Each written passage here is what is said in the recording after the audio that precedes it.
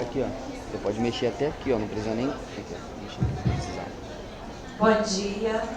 A gente está um pouquinho atrasado, mas a gente vai, enfim, dar início à nossa atividade de hoje.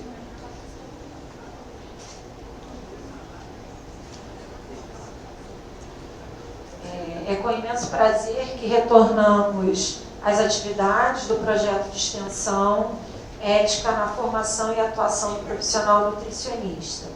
Esse semestre estamos trabalhando com a temática a atuação ética do nutricionista na indústria de alimentos. Sejam bem-vindos. Entretanto, não podemos deixar de trazer aqui a resposta do CRN4 diante da dúvida de um dos participantes da palestra do dia 27 de maio de 2022, relacionada à temática da nutrição esportiva. A pergunta foi: vejo muitos perfis em redes sociais falando sobre dietas e informações nutricionais, muitas vezes não adequadas. Como o Conselho atua para frear isso? E aí, após inúmeras tentativas de contato, no dia 26 de setembro do corrente ano, nós obtivemos a seguinte resposta: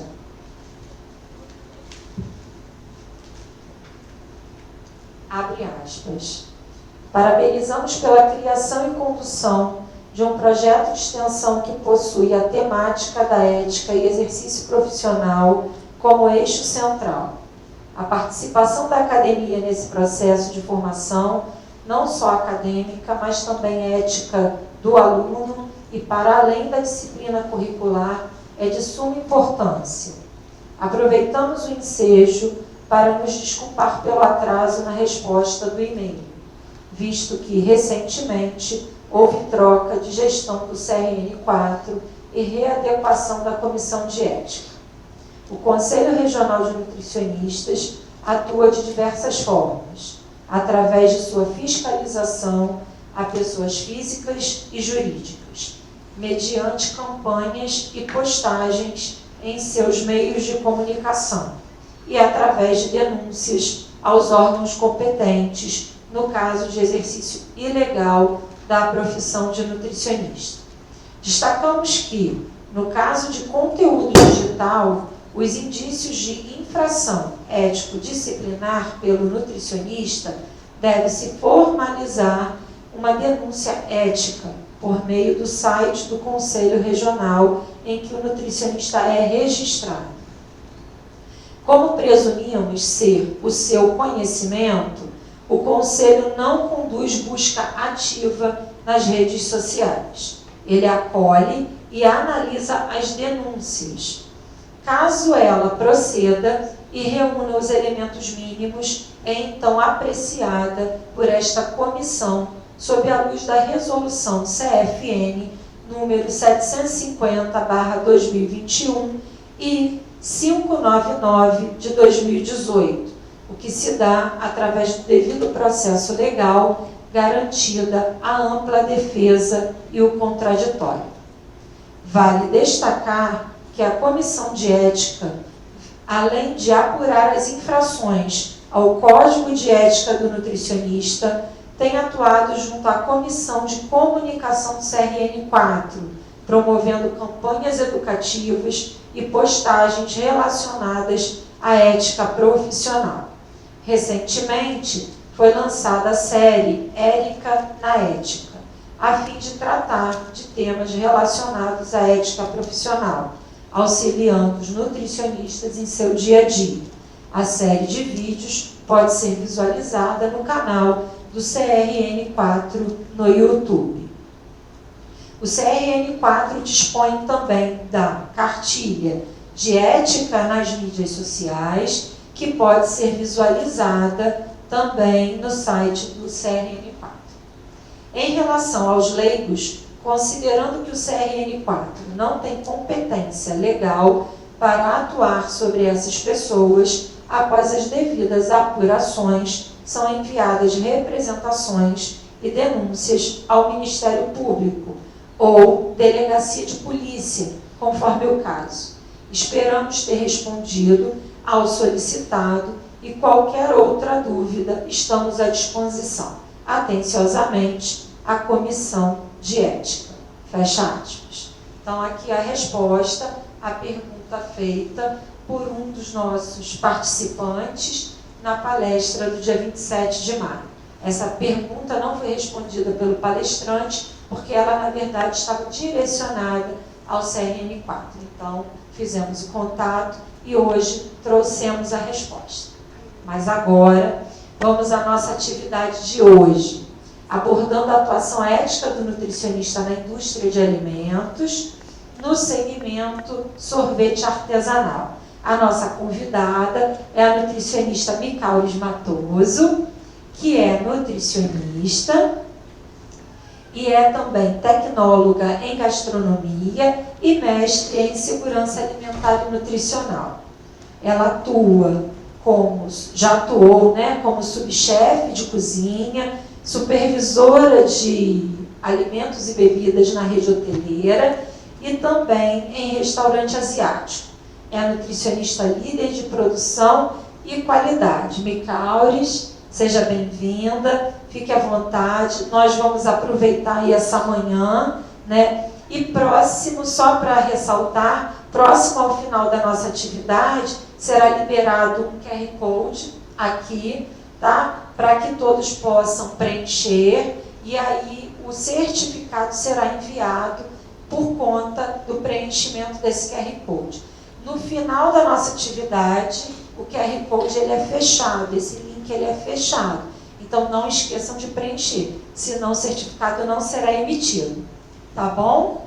Então vamos aproveitar, palmas aqui para a nossa Micaulis, nossa palestrante de hoje.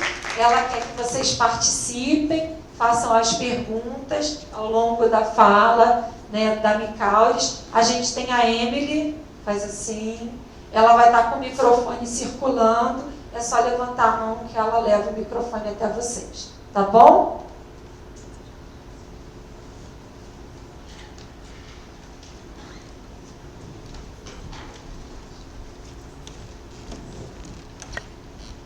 Bom dia, pessoal. É muito satisfação que eu realmente estou aqui de volta. Sou aluna da ANAPES, aluna da Unirio. Então é sempre muito gostoso e gratificante receber convite para voltar e trazer, nem que seja uma palavra, ou estar também ouvindo outros egressos aqui, trazendo informações para vocês. De antemão, eu já peço desculpa para vocês se em algum momento eu precisar parar para atender o telefone, porque eu estou, teoricamente, em serviço e a produção está ocorrendo de forma frenética, eu estou com algumas coisas acontecendo em paralelo. Então, se por acaso eu precisar parar para atender o telefone, é caso realmente de vida ou morte da minha produção, então eu vou precisar, então de antemão eu peço desculpa para vocês por isso. Como a professora já me apresentou, eu sou nutricionista formada aqui pela Unirio, sou gastrônoma, tecnóloga em gastronomia, me formei em 2008, nutrição eu terminei em 2019, terminei recentemente um mestrado em segurança alimentar e nutricional aqui da Unirio também. No fim, não sai da Unirio, né? Não consigo.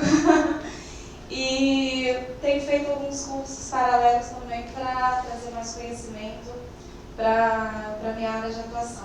Hoje eu estou atuando na indústria, na área de gelatos, sorvete, né, italiano.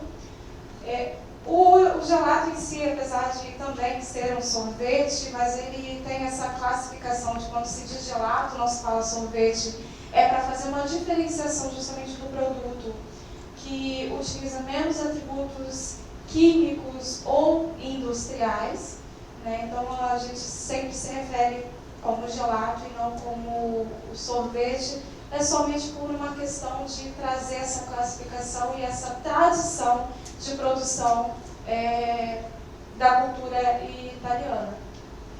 Eu não trouxe nenhuma apresentação porque eu prefiro que a gente, ao longo, vá conversando. Eu vou trazer algumas informações do meu dia a dia, algumas questões que eu vejo que dentro do código de ética, dentro da conduta, da minha prática, como isso que se dá.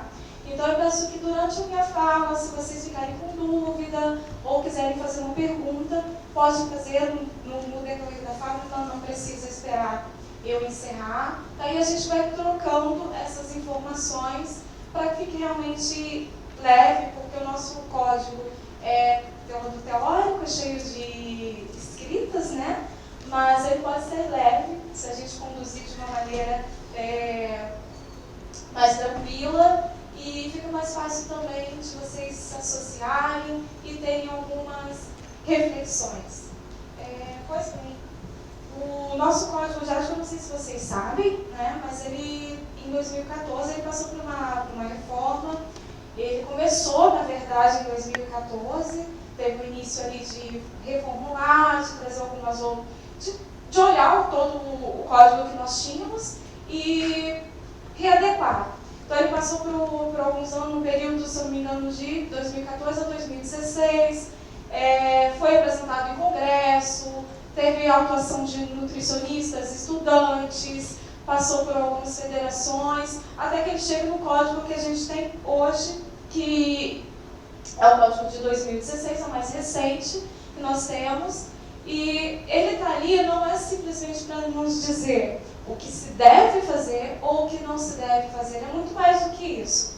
É importante a gente saber interpretar o que está ali dentro, é muito mais uma questão de interpretação do que seguir a risco. Aquilo não é, o nosso código não é para nos engessar e limitar a nossa forma de atuação como profissional. Mas ele vem muito mais também para nos auxiliar e também para nos direcionar quanto a uma conduta de um profissional que seja respeitado e que tenha também um olhar, como eu posso dizer, enriquecedor para a nossa informação e quanto à nossa conduta como profissional. Antes de passar alguns códigos, alguns artigos específicos, eu não vou pincelar o nosso código de ética todo, óbvio, né, porque o meu setor é a área de indústria, então tem algumas coisas ali que não me cabem, mas antes de passar algum desses códigos, gostaria de falar para vocês um pouquinho o que é um nutricionista dentro da indústria de alimentos. O nosso Conselho de Federação de Nutrição, em 2018, ele reformulou a resolução, se não me engano era a resolução 57, mas agora é a 600, tá? É a resolução 600 de 2018, é a resolução que fala sobre os atributos e as atribuições do nutricionista dentro da cadeia produtiva de alimentos e também de comércio. E ali tem algumas classificações, alguns atributos e subcategorias que condiz a esse profissional. Deixa eu abrir aqui para poder falar para vocês melhor.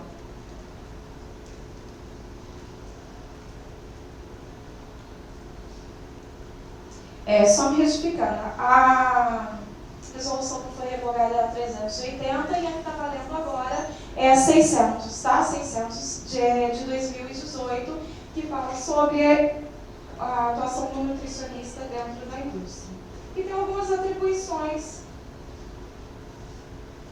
que são obrigatórias. É claro que tem muito mais dentro da indústria. Eu não sei quantos de vocês aqui têm de aí por esse lado da nutrição, geralmente a área da indústria, de produção e controle, geralmente o pessoal menos procura, né? Não tem muito o coraçãozinho do pessoal da nutrição, o pessoal gosta muito mais da clínica, o esportivo, a estética, né? A produção e o controle geralmente não são muitos os que vão para esse ramo. Mas eu já digo para vocês que é um ramo muito gostoso de atuar. Ele é metódico, sim, tem muitas coisas que acontecem ali ao mesmo tempo. É uma área que hoje eu vejo que tem bastante nutricionista entrando nesse ramo, né? Só que a gente ainda é visto com um certo preconceito, até mesmo pela classe de nutricionistas e por outros profissionais também. Então eu costumo dizer que o profissional, ele mesmo se faz. Quem vai dar valor ao trabalho de vocês são vocês mesmos. Então, quando forem fazer, seja a área que vocês escolherem, faça com amor, faça realmente com dedicação, aqui, porque só assim vocês vão trazer o reconhecimento do trabalho de vocês, principalmente na área de indústria, onde a gente eu vejo muito engenheiro dos alimentos atuando, e hoje tenho visto um pouco mais de nutricionista também dentro dessa área.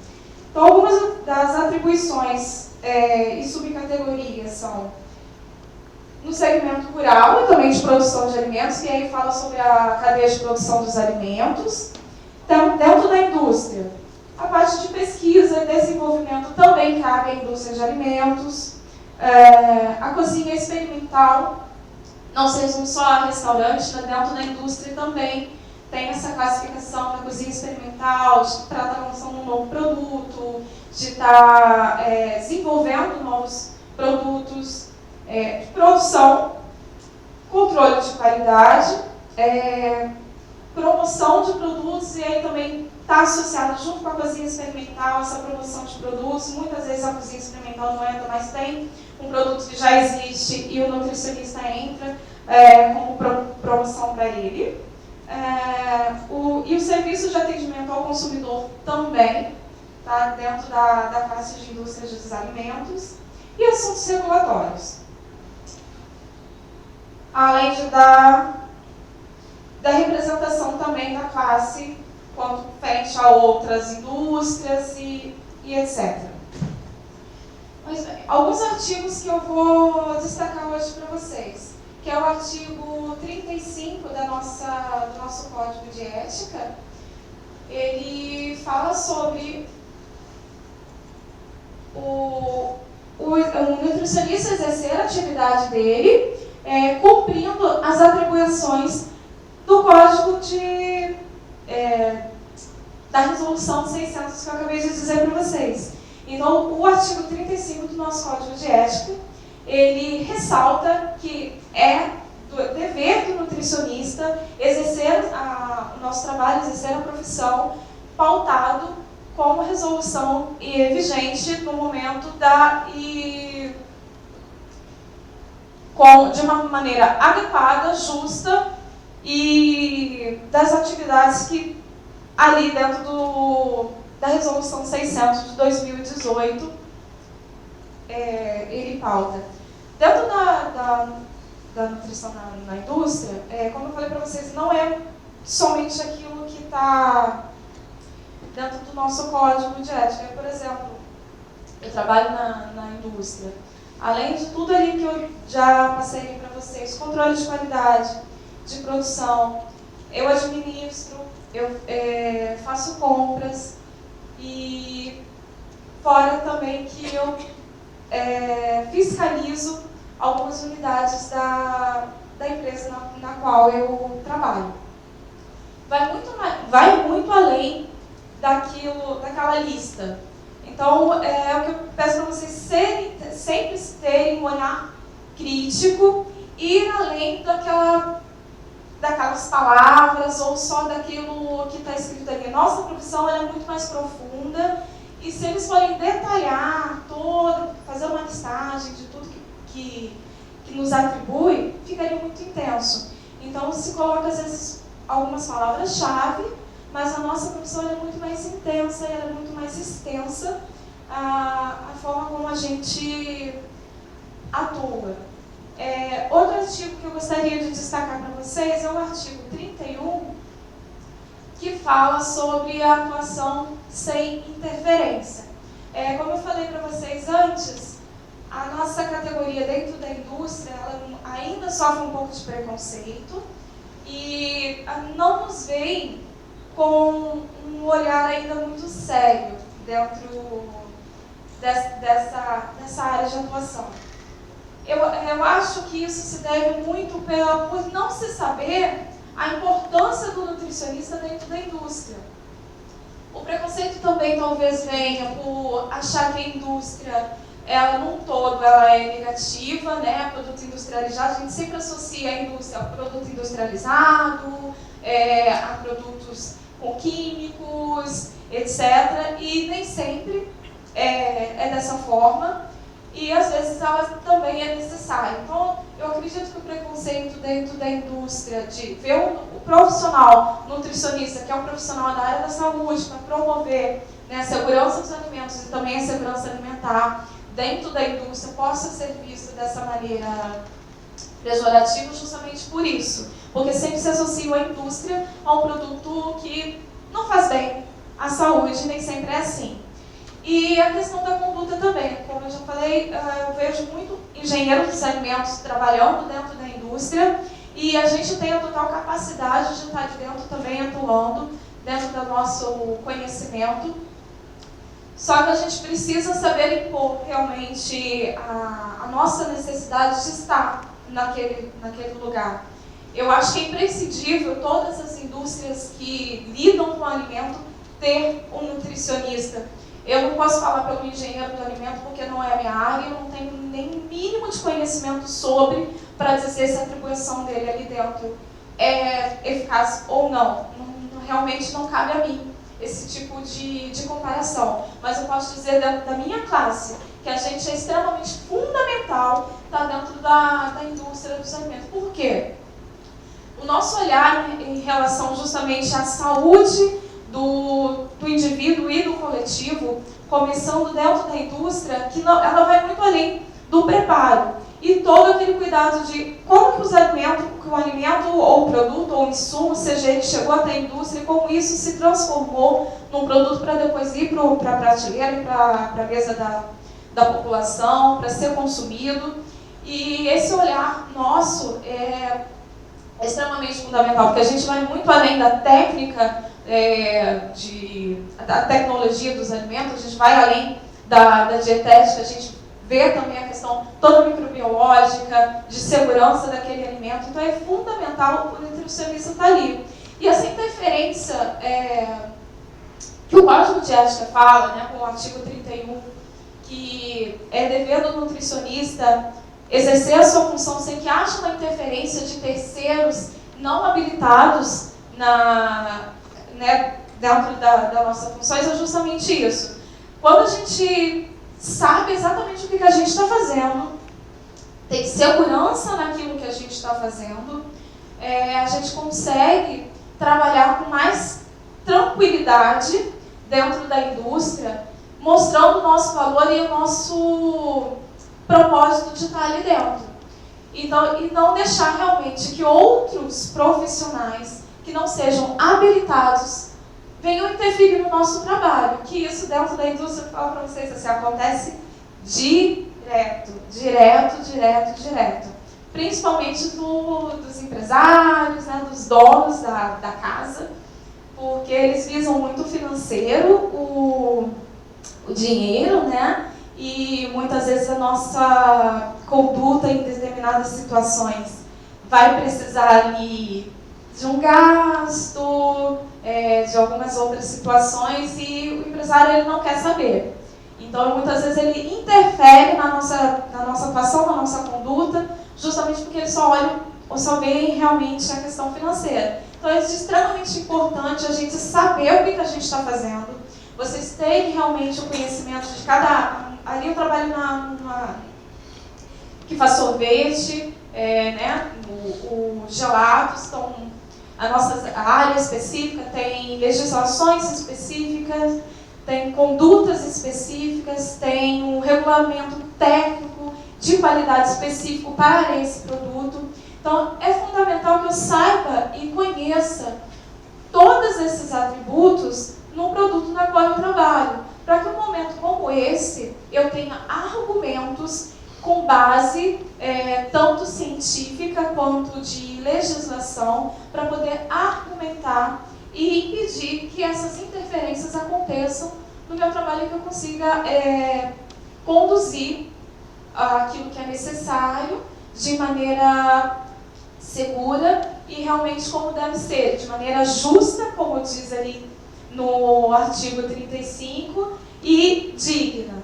Então, algumas informações importantes vocês saberem, que é o que vocês se propuserem a fazer, vá além, sabe? Busquem além do que a sala de aula mostra para vocês, tenham um senso crítico e reflexivo para tudo, para que vocês realmente sejam valorizados quanto profissional.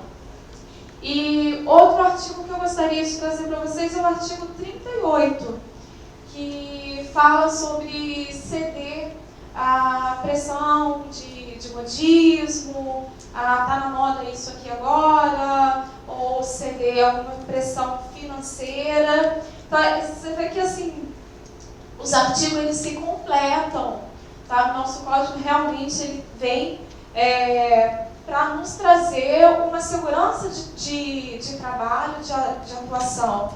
Então, não são simplesmente leis e deveres jogados ali num livrinho para que a gente leia e que não faça um contraposto uma coisa com a outra, que não seja importante. E eu vejo isso dentro da produção de sorvete, quando eu falo, a questão financeira realmente é o que mais pesa. Geralmente é o que mais pesa. O controle de qualidade, ele é tranquilo até de se fazer, mas entra num quesito que vou dar alguns exemplos do que eu vejo. Produtos que estão para vencer. Se eu falar para o empresário que eu tenho ali quase 10, 15 quilos de um determinado produto que venceu e que eu vou jogar fora. Talvez ali, aconteceu recentemente ali onde eu trabalho, e falando em termos de valores, os produtos que estavam vencidos estavam chegando em torno de R$3.000, e era um kit somente. E realmente ele comprou. Aí, para vocês entenderem a situação toda, o planejamento é fundamental para que você tenha no estoque somente aquilo que você vai utilizar e que não sobe. Quando você foge desse planejamento, quando ocorre a interferência no nosso trabalho, acontecem essas coisas. Ele interferiu, porque quem faz compra sou eu, e as fichas técnicas também quem faz sou eu, e quem conduz o que vai ser produzido ou o que não vai ser produzido, quem faz sou eu. Só que ele interferiu porque ele foi numa feira e experimentou um determinado produto, ele gostou, mas não trouxe uma amostra para a gente fazer um teste para ver se realmente aquilo tudo condizia com o nosso público, se tinha a cara do nosso produto para colocar em produção. Ele gostou, comprou, trouxe, se vira e faz. E ficou parado no estoque um tempo aquele produto. É um sabor na qual os nossos clientes não gostam muito. Ele tem uma saída muito baixa. A gente até tem um similar no nosso portfólio, mas ele sai pouco.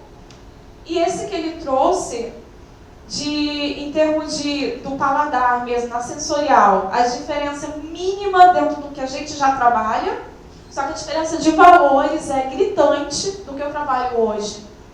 É um valor muito mais acessível, então eu consigo manter ele no estoque, mesmo ele saindo pouco, não sendo da preferência do nosso cliente. Eu tenho os que gostam, então eu não tiro ele totalmente do meu portfólio, e até porque o custo desse produto para mim é baixo, então eu consigo manter ele no meu portfólio.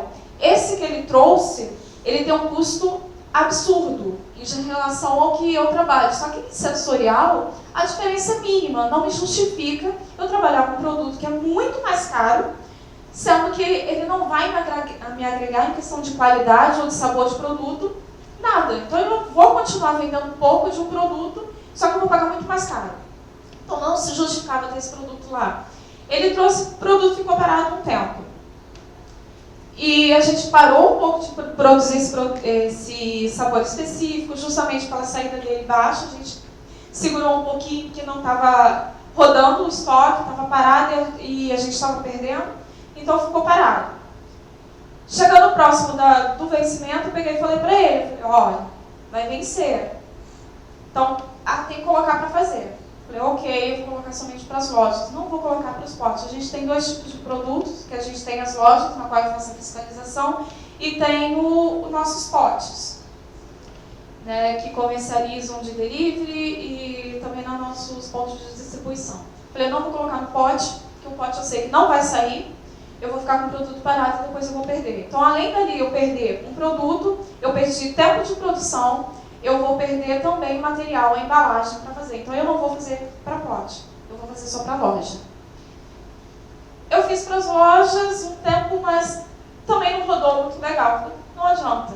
Eu insisti no negócio que eu estou gastando tempo de produção, eu estou gastando com outros produtos que para utilizar eu preciso de outras coisas junto com aquele componente, e ele não está gerando, ele não está me dando retorno.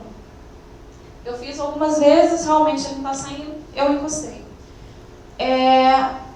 Aí venceu. O produto venceu, eu falei para ele, estou jogando fora o produto tal, do sabor tal. Não vai jogar. Falei, vou jogar.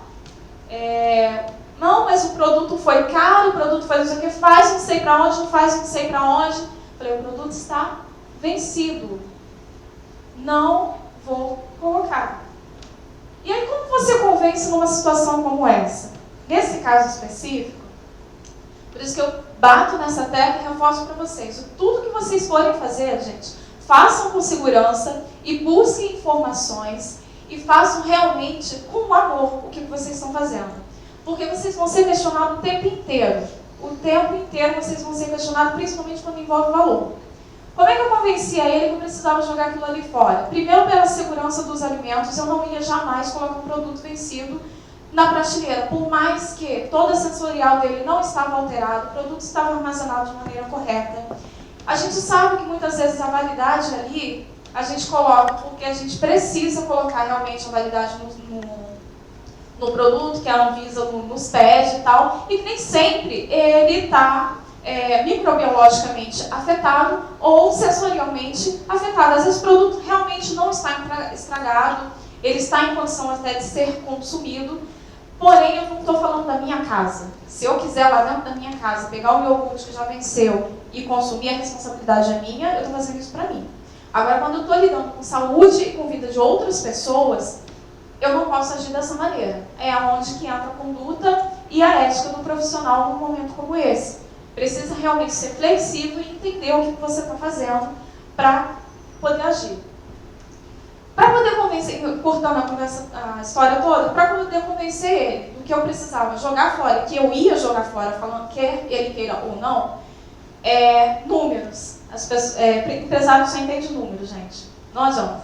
Você quer convencer ele de qualquer coisa, mostrar números. Então eu peguei toda uma planilha da produção, de quando eu produzi, de quanto eu produzi, de quanto se vendeu, de quanto ele ficou parado, de quanto eu tive que retornar ele para a produção, rebater, voltar com ele para a loja, enfim, todo o trabalho que eu tive com este produto, todo o gasto que eu tive com este produto, toda a venda que ele nos deu, todo o faturamento que ele nos gerou e o custo desse produto no total e o custo da perda dele. Foi assim que eu consegui convencer ele que aquele produto ia ser jogado fora, com números, porque ele viu que todo o trabalho que a gente teve para produzir e o faturamento não condiz com o valor do produto no total, principalmente no que eu ia perder, ele não teve como argumentar comigo e eu pude fazer o meu trabalho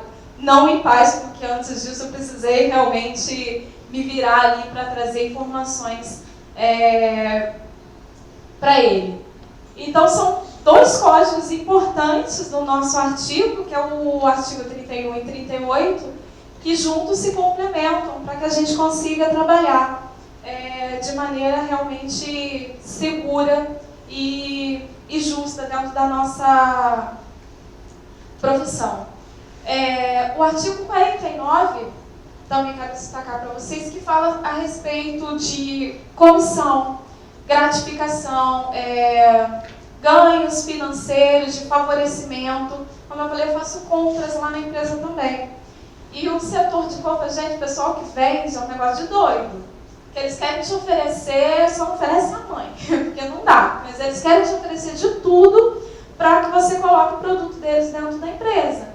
Alguns produtos são realmente bons e tudo bem você colocar ali, mas entendam que você recebeu uma gratificação, seja financeira, seja de produto, seja qual for, para colocar aquele produto dentro da empresa e se ele não preenche os requisitos necessários para estar ali, não, em termos de segurança ou de qualidade. Então, o nosso código ele prevê que isso não é um dever do nutricionista, isso é errado. Tá? Então, a gente, quando parte para esse setor de compras, a gente precisa agir com parcialidade e não utilizar dessa posição para nos ganhar coisas, para nos beneficiar, sem pensar realmente na saúde coletiva, na qualidade do produto, porque lembrando que, ali, por mais que eu esteja trabalhando com um produto não é essencial, sorvete não é essencial, apesar dele ser classificado como um alimento, não é essencial, ninguém morre se ficar sem sorvete.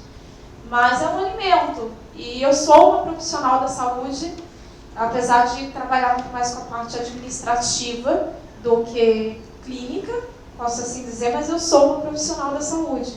E eu preciso realmente estar agindo de acordo com essa conduta. E, mais uma vez, trazendo um exemplo para vocês do meu trabalho, são 3 sócios na empresas que eu trabalho. Eles não se comunicam. Eu fico maluca, gente. Eu surto, literalmente, porque eles não se comunicam. E cada um pensa de um jeito. Tem um que mora em São Paulo, é a pessoa do dinheiro. Ele só vê dinheiro, dinheiro, dinheiro. Tem um que fica mais próximo da gente. O negócio dele, ele quer o produto que é o top dos top. Ele não quer saber quanto custa, da onde que eu vou ter que comprar aquilo, ele não quer saber. E tem o outro que ele fica mais pela questão de deu algum problema, chama ele que ele resolve. Que ele é dessa área de advocacia, ele é delegado, na verdade. Então, ele fica mais com essa parte. Agora, esses outros dois, eles brigam muito, porque um quer o produto top de linha, o outro quer economizar. E eu fico no meio desses dois para poder resolver. Só que um deles, ele tem essa mania de tudo trabalhar com amigos, um indicado, fulano indicou não sei quem, eu conheço esse plano, enfim, tudo para ele é indicação. Ele gosta de trabalhar com indicação, e isso para tudo, para serviço de manutenção, para compra de produto, para essas coisas todas. Quando eu cheguei lá na empresa, eu estou lá vai fazer quase 3 anos, a gente trabalhava antes com leite pasteurizado e ele comprava de um amigo dele os leites pasteurizados. Como a produção começa muito cedo, que a nossa produção lá começa às 6 horas da manhã, o produtor sempre trazia o leite antes, né? Então eu quase não via. Até quando eu comecei a fazer relação dos nossos fornecedores, quem era, fui buscar saber quem era, essas coisas todas que faz parte da nossa atribuição, saber quem é, como transporta, como é que chega, se está regulamentado, enfim. E aí eu descobri que esse fornecedor de leite trazia o leite de uma região, não sei se era Macaé, algumas regiões assim, mais distantes do Rio, numa Kombi. A Kombi toda enferrujada, sem refrigeração, sem coisa nenhuma. Enfim, eu cancelei o contrato com ele e procurei uma outra indústria para fazer. Eu realmente comprei uma briga com o meu chefe nesse momento, porque era amigo dele, ele não entendia o porquê que não poderia ficar com esse fornecedor, porque era o preço era bom, o cara chegava rápido, de manhã não tem trânsito, então 1 hora o leite fora da temperatura, qual o problema? Não tinha problema nenhum, já ia chegar, já ia logo usar, porque... Então ele faz isso direto. Quando eu troco algum fornecedor ou não escuto o que ele quer, ele sempre reclama. Mas esse foi o caso, que eu tive que realmente excluir esse fornecedor do nosso portfólio. Primeiro eu conversei com ele, fui ver se havia possibilidade dele trabalhar com carro refrigerado, trazer o leite refrigerado para a gente. Mas era um pequeno produtor, não estava muito interessado em investir também no produto dele, na empresa dele, então não teve realmente o que se fazer. Eu cancelei o contrato com essa empresa e contratei outra que atende os nossos requisitos mínimos, né, de sanitários e também de qualidade. E várias outras situações de fornecedores querer dar presente de final de ano, querer colocar eu compro um fardo, eu te dou 2 se você colocar a minha empresa lá dentro. Então essas coisas acontecem demais, sabe? Mas é errado. Às vezes o produto é bom. Poxa, se o produto é bom, eu já vou contratar. Por que eu não posso ganhar um fardo de um negocinho, né? Ou ganhar um negócio ali no final do ano? Eu já vou contratar eles de qualquer jeito mesmo. Por que eu não posso fazer isso? Não é correto, gente. Aí vai realmente da consciência de vocês, a maneira de vocês se conduzirem. Eu acho que, pelo menos eu penso dessa maneira, a gente não perde nada em andar correto. Porque a primeira vez que a gente pisa fora da faixa, pode naquele momento não dar nada. Mas lá na frente, para depois te apontarem o dedo, para falarem, vão lembrar de uma situação, às vezes lá atrás, por mínimo que seja, como eu falei, pode ser um fornecedor na qual eu vou comprar, o produto dele é bom, não teria nenhum problema eu aceitar algum agrado, algum benefício desse fornecedor, que de fato eu já colocaria ele lá dentro da empresa de qualquer maneira, porque o produto dele é legal. Mas em algum momento eu posso me esbarrar nesse meu pisão de fora da faixa. Então andam sempre correto, andam dentro da conduta. O nosso código de ética está para nos assegurar muito mais do que para nos engessar. Tá? Então, realmente prestem atenção nessas coisas, porque dentro da indústria isso acontece demais, e dentro de consultório também, para quem vai para a área clínica, suplementação, marcas, fornecer o prebiótico da tal marca de não sei o quê, coloca algumas amostras lá no seu consultório e dá para os clientes. Então isso é uma coisa que não acontece só na indústria, mas também dentro da prática clínica, dentro do consultório, acontece também com uma certa frequência. As pessoas querem ganhar dinheiro, né? Quem é que não gosta de dinheiro? Eu também gosto, mas desde que ele não mexa com a minha índole e com meus princípios, eles são revogáveis. Deixa eu ver outro aqui. Artigo 64. Ele também respalda junto com esse artigo 49, que fala sobre a vantagem financeira, sobre patrocínio. Eu penso assim, a gente, vocês ainda quando estudante, eu já como profissional, a gente é um ser pensante, reflexivo. Não é porque eu estou num stand de uma indústria que está falando ali X, B ou A, que eu vou tomar aquilo ali como uma verdade absoluta e vou colocar em prática aquela situação. Né? Então, o patrocínio, na verdade, que o código fala que não se deve fazer o patrocínio de indústria de alimentos junto com alguma pesquisa ou algum trabalho que possa ter algum conflito de interesse, é justamente isso, para que não se associe, porque a gente é um ser pensante, mas eu digo, a população ela é leiga, E só de ver a gente se associando a uma determinada marca, a um determinado produto, ela pode julgar aquilo ali como um produto sendo 100% um produto saudável, um produto ótimo, e nem sempre é verdade.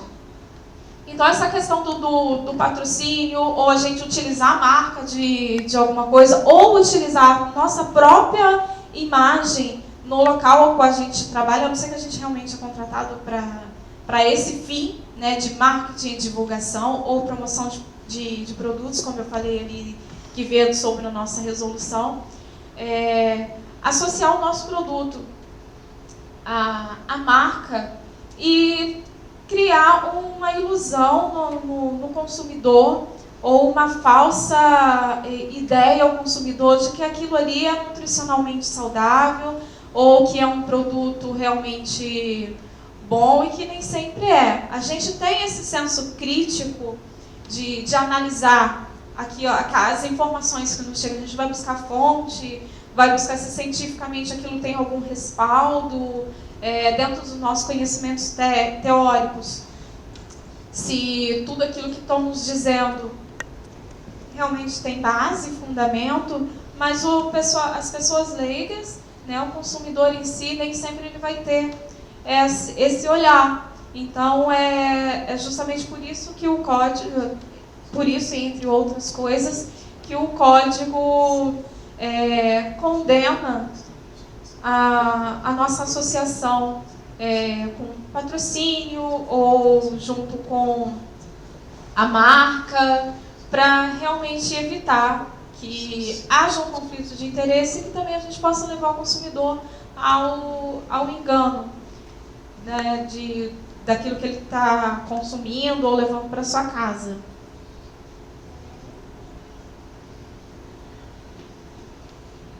Outro artigo é o 44. Assim como eu falei agora da associação com a marca do produto ou patrocínio, atribuir algum produto, fazer algumas alegações de nutrientes, a fazer apelos de que aquele produto ali ele é melhor do que o outro, fazendo associação de coisas que na verdade ele não tem.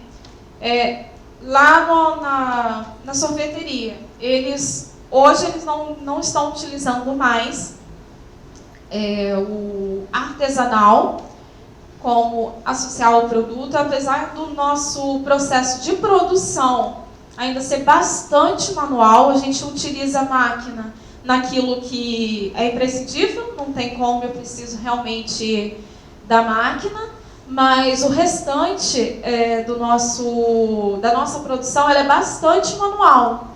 Então a gente tem uma produção de uma certa forma artesanal, mas eu já não tenho mais um produto 100% artesanal.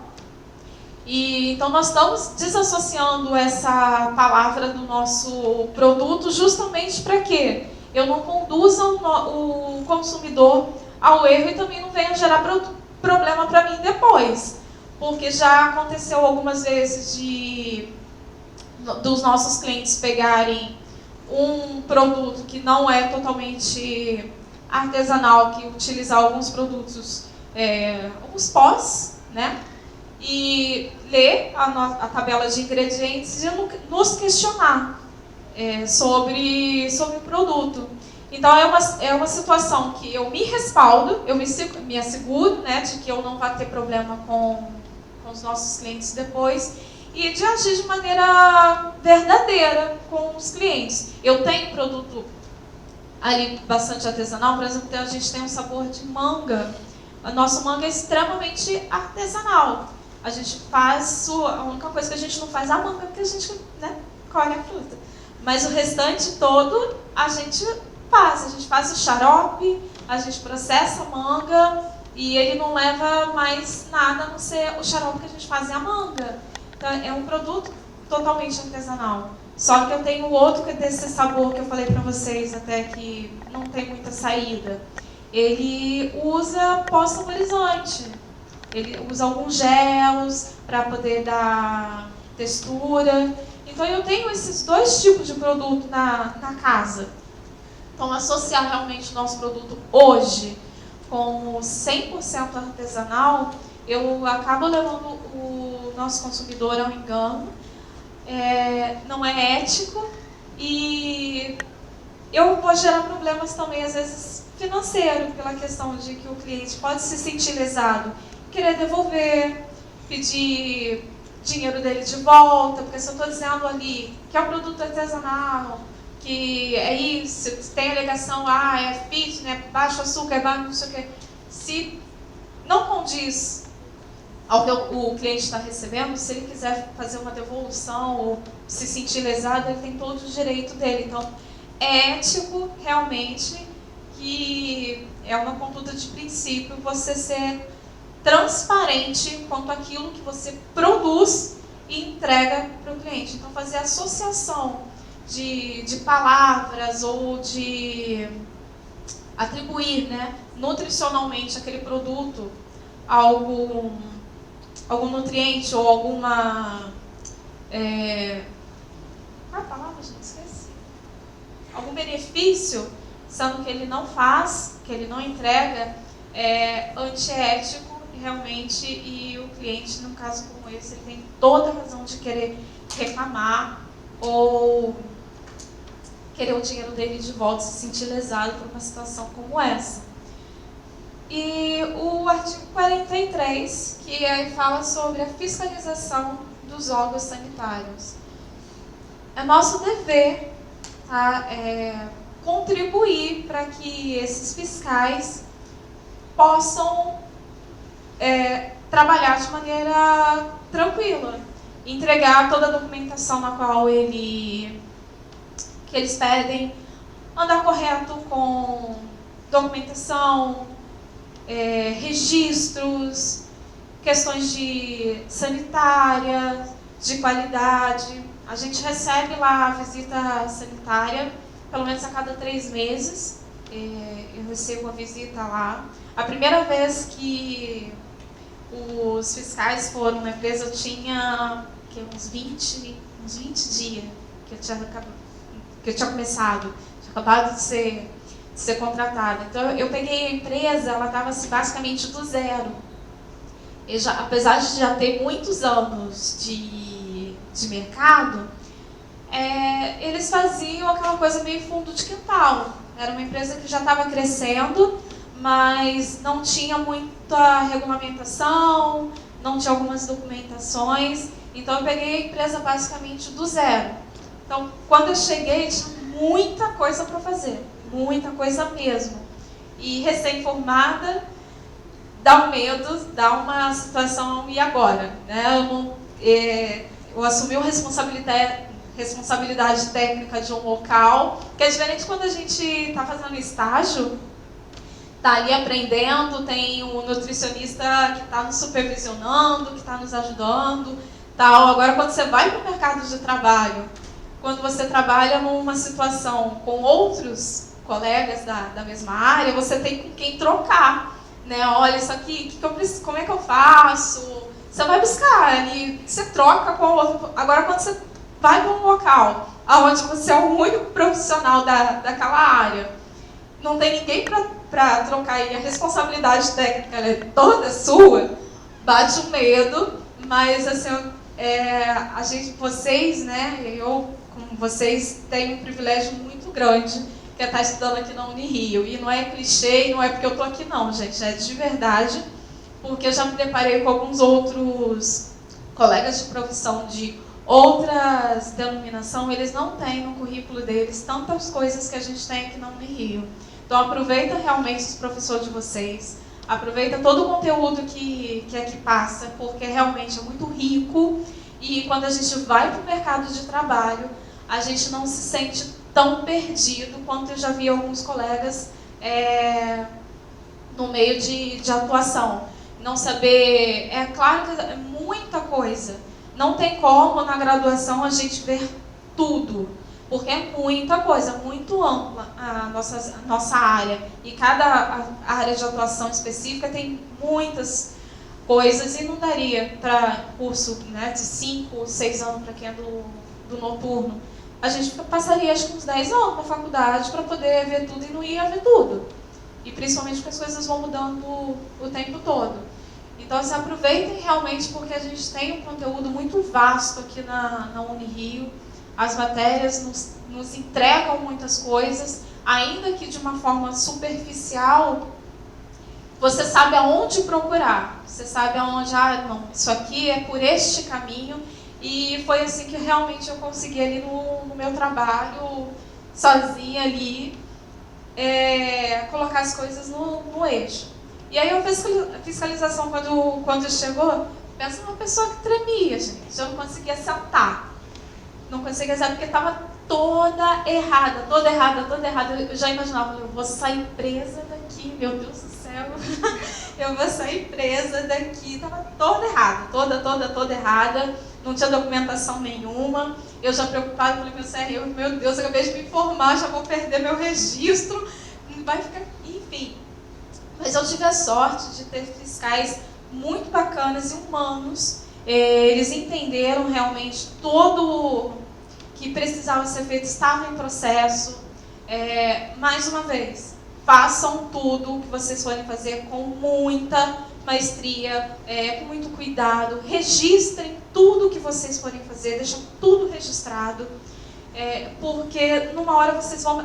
Pode achar que naquele momento é pequeno, não vou precisar, mas é o que depois talvez salve vocês. Que foi o que eu fiz. Tudo que eu estava fazendo estava registrado. Cada documentação que eu dei entrada, tem algumas documentações que a gente entra na Anvisa, eles não são números de protocolo e não dá nenhum papel, não dá nada.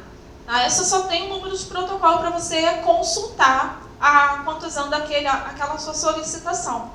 Então, deixa tudo registrado, deixa tudo separado, tudo organizado, porque num momento como esse foi o que me salvou. Eu tinha todos os processos em andamento registrado, eu realmente mostrei para eles que estava tudo em andamento, expliquei que eu tinha acabado de entrar na empresa, que a empresa estava se regularizando, e aí foi tudo bem. Ele pontuou várias coisas que eu já tinha realmente identificado, outras não, que o olhar deles de muitos anos de fiscalização é óbvio, que é muito mais apurado do que o meu, principalmente porque eu estava iniciando ali no mercado de trabalho, né? Então eles pontuaram bastante coisa, mas foi tudo bem. Poderia não ter sido tudo bem se eu realmente não soubesse o que eu estava fazendo e não tivesse esse cuidado, essa atenção de registrar, de deixar tudo ali conduzido de maneira organizada. E é uma coisa que eu sempre prezo no meu trabalho, é trabalhar realmente com ética e com transparência, porque eu não perco nada trabalhando dessa maneira. Às vezes é um pouco mais difícil, eu tenho que ficar provando várias coisas, com planilha financeira, seja para o meu chefe, ou seja para o setor financeiro, ou registro para fiscalização.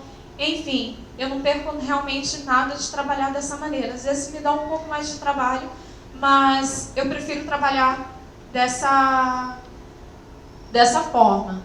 Eu acho que dentro do Código de Ética, o que realmente se atribui à indústria de alimentos são esses códigos que eu destaquei para vocês. Eu realmente não quis trazer em slides para vocês ficarem lendo o texto, vocês pegam o Código de Ética e vocês podem ler. Né? Não se faz necessidade realmente vocês ficarem ali. Aí eu só registro de novo aqui para vocês guardarem, caso vocês queiram anotar. E depois vocês leiam o código, não sei se quem já leu o Código de Ética todo, mas ele é curtinho, são poucas páginas, acho que são 30 páginas, eu já nem lembro mais, mas é umas 30 páginas, ele é bem curtinho, dá para ler ele todo. Leiam, sabe? Leiam realmente ele todinho, independente da atuação que vocês escolherem, a área que vocês escolherem para atuar.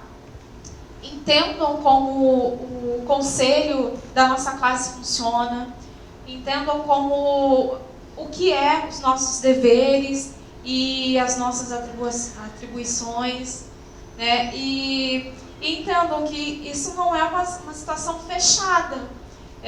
Como eu falei, em 2014, que passou esse processo de reconstrução do nosso Código de Ética, ele passou por sessões públicas no CONBRAN, né, no Congresso, ele foi exposto, teve contribuição de nutricionista, de estudantes. Então, se a gente averiguar alguma situação aqui que, poxa, mas não tem como, isso aqui não está fazendo sentido, não se aplica, entra em contato com o conselho, manda e-mail, fala, porque ele é recente, 2016, tem uma resolução nova, mas nada impede de que se faça de novo uma verificação, que a gente vai vendo que as coisas vão evoluindo, várias coisas vão acontecendo, vai ocorrendo mudança, vários profissionais, novos profissionais se formando, e cada um tem um pensamento, tem o seu olhar crítico, a sua reflexão, que pode trazer outra forma de olhar mais fácil ou mais simples de entender, de interpretar o código. Então, se vocês verem alguma situação, vocês entrem em contato com o conselho, mandem e-mail, pede para averiguar o artigo tal que vocês viram, que talvez poderia ser de outra maneira. Contribuam para que o nosso conselho trabalhe, porque ele trabalha para a gente, para que nós, como profissional, consiga trabalhar da melhor maneira possível. E, então, contribuem, sejam ativos, né, nessas situações, participem dos fóruns que acontecem no site, nas redes sociais, na revista do conselho, sejam ativos na área, né, na nossa área, e contribuam, porque isso só vai favorecer realmente a gente. Aqui o Código de Ética ele não menciona em lugar nenhum, mas eu acho que deveria ter de alguma maneira, de alguma forma, uma situação que fale sobre rotulagem. A nossa conduta quanto à questão dos rótulos dos produtos.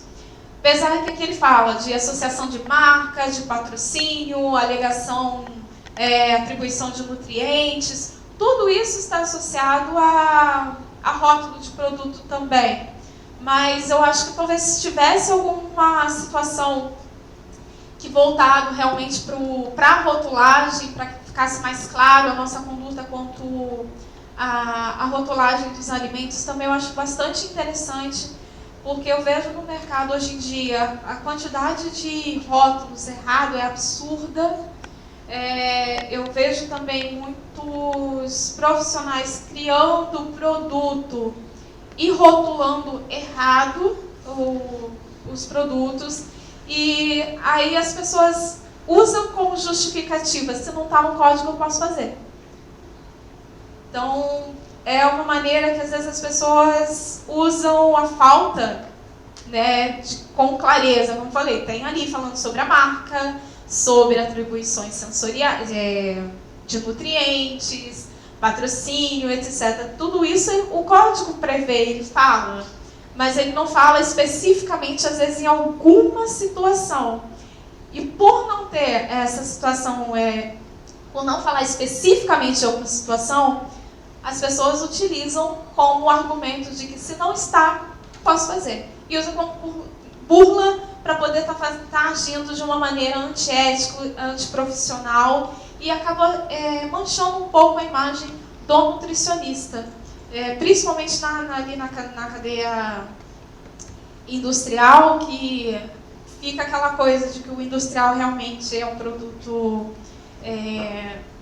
que faz mal, e que só o produto in natura é o que é o melhor produto, e isso o Código de Ética vê. Você depreciar o trabalho do outro profissional, isso não pode, está no Código de Ética também. Então, algumas coisas isso é o que eu vejo, Mas aí eu fico perturbando lá o conselho com os meus e-mails e talvez seja pertinente, alguém vai analisar e vai falar, essa garota tá maluca, não tem nada a ver uma coisa com a outra, não faz sentido nenhum o que ela tá falando, mas podem analisar também e falar, não, realmente faz sentido, não por esse caminho, mas se a gente acrescentar isso, ou dar uma reformulada, eu acho realmente que isso poderia estar. Então, estejam ativos realmente nos nossos conselhos, nos fóruns, porque é para facilitar o nosso trabalho no dia a dia, no âmbito realmente profissional. Pessoal, acho que era isso que eu tinha para falar para vocês. Não tem muitas coisas difíceis de se fazer. É mais a gente ver realmente na prática o quanto da teoria ela é aplicável e o quanto ela não é aplicável. A maioria delas são. A gente só vai precisar realmente adequar ao ambiente na qual você está inserido, né? A atividade na qual você está exercendo. E eu vejo, como profissional ali da indústria de sorvete, para que eu consiga realmente agir com ética, para que eu não saia dentro dessa conduta que o conselho me impõe, né, posso assim dizer, foi fundamental eu ter conhecimento realmente daquilo que eu me propus para fazer.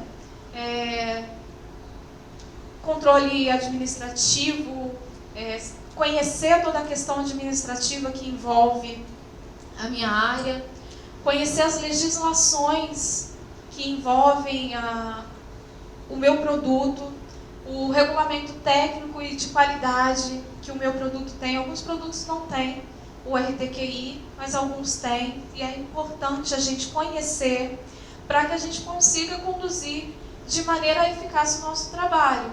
Que é como aquele exemplo que eu dei a respeito do produto que eu precisava jogar fora. Se o profissional ali da área, eu poderia não estar naquele ali e o meu patrão talvez colocaria aquilo para ser feito. Ia ter algum prejuízo na saúde de alguém que consumisse? Talvez não teria. Mas para que eu vou pagar o preço? E não era necessário, se ele não tivesse interferido na minha conduta quanto profissional. Eu disse que não deveria ter comprado. Quem faz realmente a compra sou eu. Eu conheço a ficha técnica do produto, eu conheço o que a gente produz e o que a gente vende.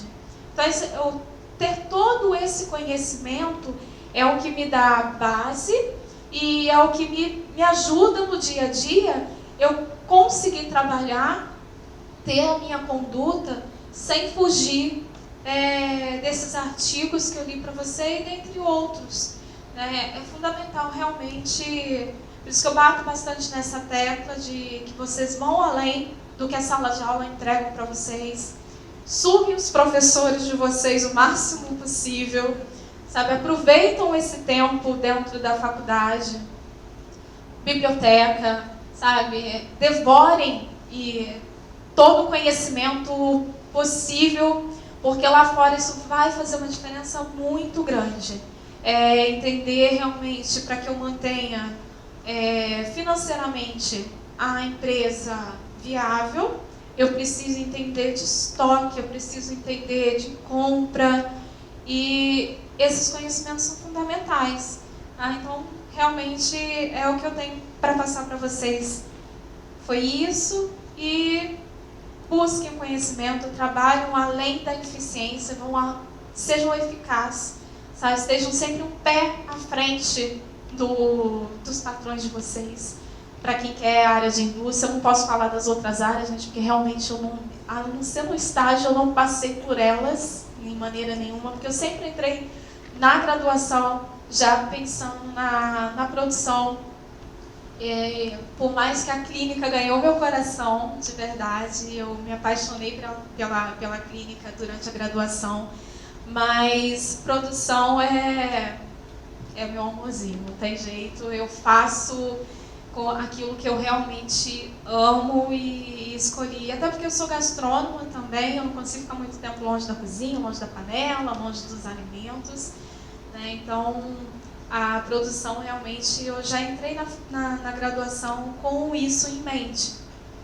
Eu não sei vocês se ao longo já mudaram de ideia ou não, mas das outras áreas eu não tenho muito o que falar. Realmente eu falo e falo com propriedade porque é coisas que eu vivo no meu dia a dia. E todo o conhecimento que aqui eu adquiri e continuo adquirindo ao longo dos anos, que a gente não para de estudar nunca, as coisas em todo tá mudando, então a gente precisa se reciclar, foram fundamental para que hoje realmente eu pudesse ser técnica dentro de uma indústria e ser reconhecida e respeitada quanto profissional da área. Que eu até no começo falei para vocês que talvez eu precisaria atender o telefone.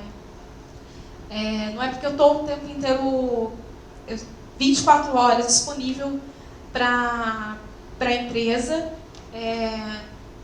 ou que a produção não dá conta se eu não estiver lá. Na verdade, pelo contrário, hoje a equipe que eu tenho, elas estão conseguindo trabalhar cada vez mais com autonomia, sem que eu precise estar lá o tempo inteiro. E é ali que eu vejo realmente que o meu trabalho está fluindo e está fazendo efeito. Porque enquanto eu ainda preciso estar ali, pegando na mão, mostrando quanto fazer, eu ainda acho que falta um pouco do meu trabalho. Quando eu afasto e vejo tudo funcionando como deve funcionar, é ali que realmente eu me orgulho e vejo que o meu trabalho está sendo bem feito. Mas como acontece várias coisas ao mesmo tempo, eu sempre me coloco à disposição. Porque ser líder é isso, é a gente deixar as pessoas seguras naquilo que elas têm para fazer e saber que quando a gente dá uma ordem ou pede para fazer algo, a gente tem certeza e convicção daquilo que está pedindo. Então as pessoas não fazem porque eu pedi ou por medo, mas na verdade faz porque entende que eu sei o que eu estou pedindo, eu sei o que eu estou fazendo.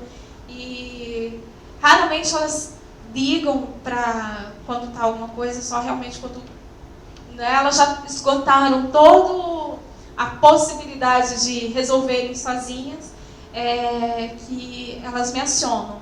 Então realmente hoje eu vejo que trabalhar da maneira que eu trabalho, sem negociar os meus princípios e com ética, com base em conhecimento realmente, com respaldo teórico e de legislação, é o que está fazendo diferença no meu trabalho e espero que faça no de vocês também. Bom, pessoal, é isso. Espero que eu tenha contribuído pelo menos um pouquinho para vocês entenderem como que é o trabalho dentro da indústria, as dificuldades, mas também tem as suas alegrias.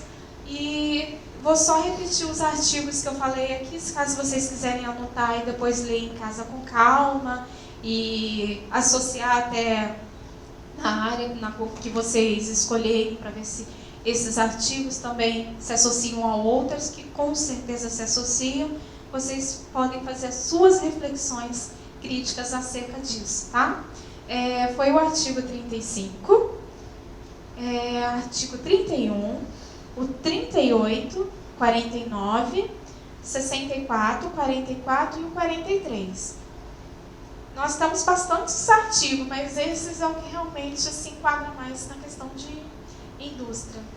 Então é isso, pessoal. Pessoas, quiserem falar mais alguma coisa?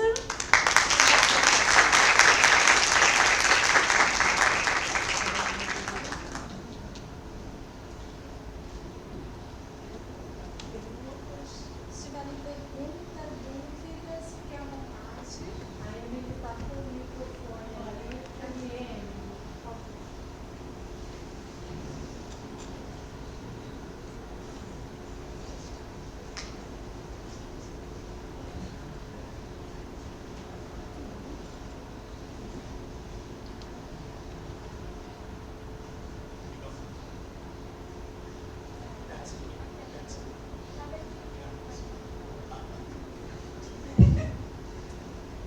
Bom dia. A minha pergunta, na verdade, ela não tem muito a ver com a ética. você falou sobre esses processos de comprar mais o alimento. Como é que funciona esse processo de descarte? Lá onde eu trabalho com estoque mínimo e estoque médio. Eu procuro não trabalhar com estoque máximo, a não ser agora, por exemplo, a gente está entrando na época de final de ano, então eu começo a subir um pouco o meu estoque, mas ainda assim com controle, que eu vou analisando o quanto eu estou vendendo, o quanto eu estou precisando aumentar a minha produção, e é assim que eu vou pensando na minha compra para trabalhar com o meu estoque. Eu criei uma planilha para mim, que o sistema que hoje a gente trabalha, uma outra situação que é importante na área de indústria, a questão de sistema para produção. Eu já troquei, já é o terceiro sistema que a gente troca, mas ainda não me entregou exatamente aquilo que eu preciso para ter um controle quase que de toda a produção. Eu não sei se é porque o nosso processo ali é um pouco mais complexo, mas os sistemas, às vezes, eles realmente não entregam muita coisa. Então, eu criei uma planilha com todos os itens que eu preciso, que eu utilizo na minha produção. E, a partir dali, eu coloco a quantidade e ele já me calcula a quantidade que eu preciso comprar e por período. Se, de repente, como eu comprei um determinado produto e ele não saiu, ele ainda está dentro do prazo, mas não está funcionando, eu ajudo de duas maneiras o descarte. Ou eu descarto de fato o produto, e a primeira maneira, antes de eu descartar, né, ou dar perda em qualquer coisa, eu faço sempre uma análise financeira sobre aquele produto. Se ele estiver dentro do prazo de ser consumido, mas ele não está me faturando nada, não está me rendendo nenhum faturamento, eu vendo isso em toda a minha questão financeira, eu vejo com o fornecedor se há possibilidade de eu fazer uma troca para um outro produto que eu utilize mais. Caso isso não ocorra, eu realmente vou descartar. Por que eu vou descartar? Se eu produzir, eu tenho um gasto de produção, eu demando a mão de obra, tanto as questões luz, água, energia, etc, etc, etc. Então eu tenho um gasto para produzir aquele produto, e o que ele vai me trazer de faturamento é muito menor do que eu vou gastar em produzir. Então, nesse caso, mesmo que ele esteja dentro da validade, esteja bom para consumo, e o fornecedor não me permite fazer a troca, eu vou descartar esse produto. E sempre quando eu descarto algo, eu coloco o motivo por que está sendo descartado, a quantidade que está sendo descartado e qual análise foi feita para chegar naquela decisão.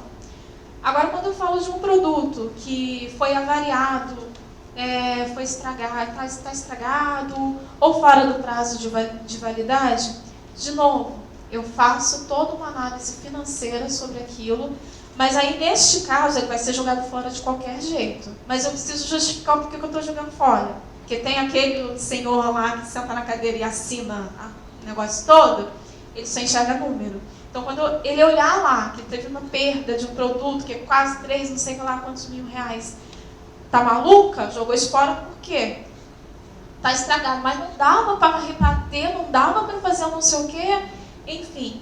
Então, para que eu tenha sempre um respaldo, eu uso sempre da análise financeira, mesmo que o produto esteja já fora de padrão para ser consumido, para que eu consiga justificar e que depois eu não fique ouvindo falação na minha cabeça de que eu joguei fora ou que eu joguei fora o produto. Então, eu ajo sempre dessa maneira, sempre com análise financeira, o descarte, mas descrevendo todinho qual é o produto, o quilo do produto, ou se é a unidade, o porquê e quais análises foram feitas para chegar naquela decisão. Tá bem, obrigada.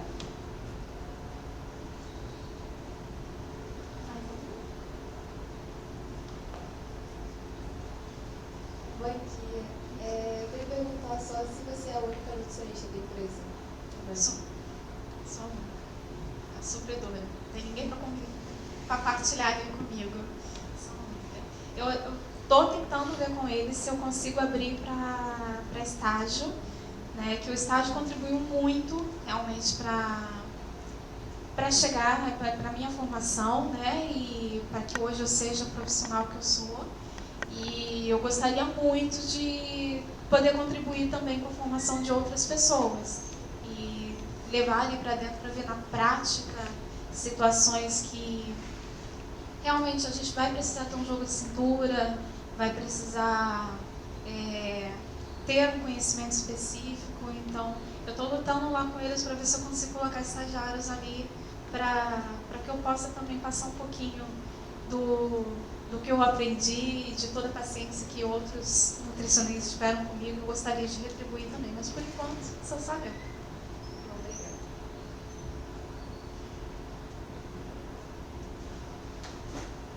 Eu queria perguntar, assim, quais ferramentas são intrínsecas para o estudante assim, buscar a formação para trabalhar na área da indústria, como, por exemplo, fazer um curso de Excel, mas não só Excel, as ferramentas que são necessárias assim, para essa área. Excel é fundamental. Foi bom até você tocar nesse assunto, justamente por conta dos déficits dos sistemas, sabe? Eu não passei por outras indústrias, eu não sei, provavelmente existe algum sistema que seja eficaz, senão as indústrias estariam perdidas, né? Mas como a gente ali ainda é pequeno e eu estou ainda procurando conhecer um pouco mais dessa questão de sistemas e tal, a gente ainda está em déficit. Então o Excel, para mim, está sendo fundamental. Eu saber justamente montar essas planilhas que eles chamam de automatizado, não? Chamam? Essas planilhas de Excel, não é automática, tem um nome específico, eu não sei, gente, o nome. Mas tem um nome específico que agora eu não lembro, mas que está sendo fundamental para mim, por conta disso. Porque eu perderia muito tempo se eu fosse calcular, por exemplo, o que eu preciso de comprar, se eu fosse fazer na mão. Hoje, com a planilha que eu consegui montar, que deu um trabalho do caramba para fazer, e eu só calcular a quantidade. Por exemplo, se eu vou fazer ali o sorvete de manga, eu jogo lá 200 quilos, ela vai me dar tudo que eu preciso para estar fazendo, desde do xarope até a compra da manga, no preço bruto, né, porque a gente compra ela in natura, descasca e tal. Então ele me dá tudo. Então o Excel realmente é uma ferramenta que, para quem não gosta muito de trabalhar com ele, eu sugiro que comecem a olhar com bons olhos, porque ele ajuda pra caramba. Legislações, a gente não tem como fugir dela. Você não vai guardar tudo, não tem jeito, mas a biblioteca do alimento da Anvisa, acho que é da Anvisa, a biblioteca dos alimentos da Anvisa, tem ali várias legislações por setor. Então é importante ler sobre. Tem vários mini cursos específicos para determinadas áreas da indústria, né, para POA, que é para produtos de origem animal, até para gelatos também tem. Então, fazer esses cursos específicos para algumas áreas, porque justamente por conta de alguns produtos terem o RTQI, né, que é o Regulamento Técnico de Identidade e Qualidade, alguns não têm. Então é importante você conhecer isso e ouvir de outros profissionais que trabalham nessa área. É bastante importante. E a questão administrativa também, tá? Que é fundamental. A gente tem aqui na graduação matérias realmente da administração, mas você fazer talvez por fora alguns extensão ou alguns outros cursos, ainda que seja curto, mas de administração e de liderança é muito bom. São assim ferramentas que eu vejo que no meu dia a dia faz muita diferença, principalmente o de liderança, porque lidar com pessoas não é fácil, gente. Não é fácil, porque cada um tem um temperamento. Eu sou geniosa pra caramba, se o negócio não for do meu jeito, já começa a entortar o negócio. Então eu tive que aprender a lidar com o meu jeito de ser, a controlar também um pouquinho o meu autoritarismo, entender? Ter autoridade não é ser autoritário. Então eu tive que recuar um pouquinho para poder entender isso e ser uma boa líder. Então um curso de líder eu acho que é bastante interessante. Então alguns cursos que eu falaria para você fazer: administração ou gestão, né, de liderança, Excel, e buscar sobre as legislações e os regulamentos técnicos de produtos específicos. São algumas coisas que vai te dar um embasamento bastante interessante.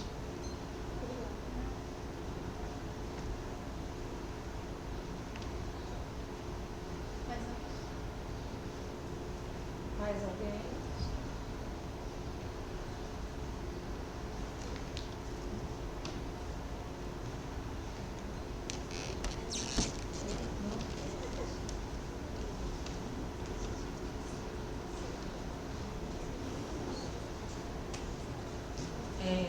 Eu só tenho a agradecer, né, a Micaulis aí, né? É tão bonito a gente ver um egresso da escola, né, vem e pode partilhar toda essa experiência, né, com vocês, com a gente também, com a equipe do projeto. Então, o nosso muito obrigada, Micaulis. É bem bonito, né, da gente ver, torno a falar, porque a Micaulis, como ela falou, né, ela foi nossa aluna, ela passou aqui, na verdade, ela perpassou por muitas disciplinas da graduação. Ela falou da ficha técnica, ela falou do próprio controle de qualidade, onde a gente tem várias disciplinas inseridas aí, né, para esse desenvolvimento. Ela falou também não só, né, da área de administração, da área de gestão, mas também ressaltou a importância, né, desse olhar financeiro. A professora Rosa é cheia de orgulho, né, que é a professora de custos, né, Micaulis. Então a gente fica muito feliz com isso e a gente percebe que está sendo, né, agregado muitos valores de conhecimento aí ao longo da formação. Então, mais uma vez, muito obrigada. A gente agradece também a equipe do projeto, né? É uma pena, mas a gente precisa encerrar nossa manhã. Se tudo correr bem, a gente está gravando e aí a palestra vai ser disponibilizada no canal do YouTube. O projeto tem um canal, então será disponibilizado lá para quem não viu. Vou pedir às meninas, vai ser liberado aqui vai ser QR Code, né? Um QR Code para que vocês possam preencher. Então é o momento agora do preenchimento desse formulário aí,